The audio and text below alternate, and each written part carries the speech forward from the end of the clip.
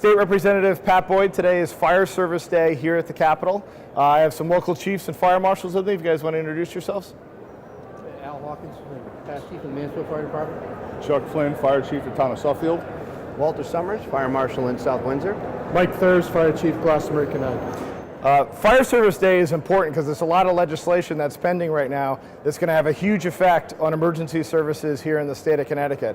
I've been a president of a volunteer fire department for about 9 years now. I'm an active member, and the resources that the state of Connecticut provides to volunteer departments is really important to me and to a lot of other areas in the state. So we wanted to highlight some policy agendas and some stuff that the fire service is hoping to get enacted and promote during this session. So Chief Hawkins, if you want to go first. Yeah, regional fire schools have been around since back in the 1940s, training firefighters across the state. In my case, I'm president of the Eastern Connecticut Fire School, which services 49 towns, 99 public fire departments. Back in 2005, we had a budget of about $170,000 a year from the state, and currently we have a budget of $20,000 a year from the state. You know, from all the regional fire schools, again, in 2005, we had a total aggregate budget for all 9 schools of $824,000. Today, it's $180,000. So it's putting a squeeze on the individual firefighters that are coming up through the ranks that want to get training to have to come up with the funding to pay for their own courses. So our Firefighter 1 course, we're up to $1,000 per student to take the course. And it's putting unrealistic financial burden on the people we're trying to recruit into the fire service. And it's having a negative impact on fire service overall. So we need to come up with some way to come up with some funding to get some of the problem off the back of the individual firefighters. Well, and part of the process of the Appropriations Committee is to get them to understand the challenges that particularly rural small departments have and how the training schools and they're being fully funded are important. Chief Flynn. Just talk about recruitment of the volunteers, and from the state level, we've been successful with federal money to do recruitment.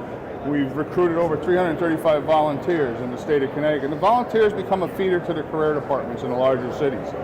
Without the training schools, we have no way to get the people the training that they need to do their job safely, protect you as a citizen and homeowner. Yeah. So really, and then it's coming back to the departments, it's costing us an extra money into our training budgets, which then in effect affects the town budget, and we're competing against the other. Right, and ultimately, if towns want to raise taxes, it's not going to help any on that. So not having volunteers will cost the towns a lot more money. Yep.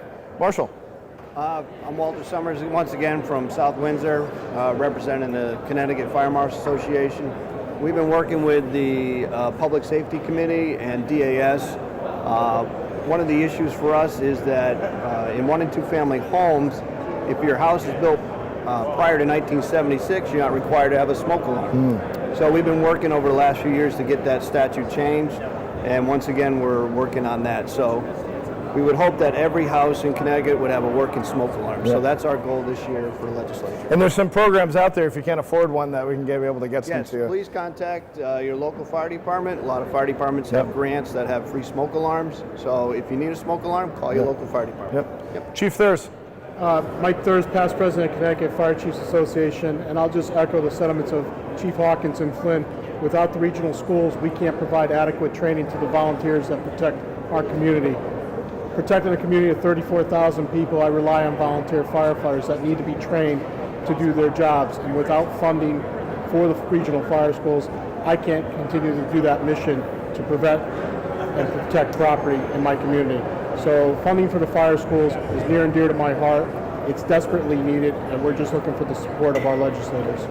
And I've only been up here a short time, but my work on the Public Safety Committee has really solidified the fact that you guys do great advocacy for your departments and for the fire service as a whole. So on behalf of the Public Safety Committee, we thank you for what you guys do. And hopefully we can advocate to a larger audience other than just my colleagues, but to all parts of our state government, because this is really important and does affect every single citizen. So thank you. Thank you.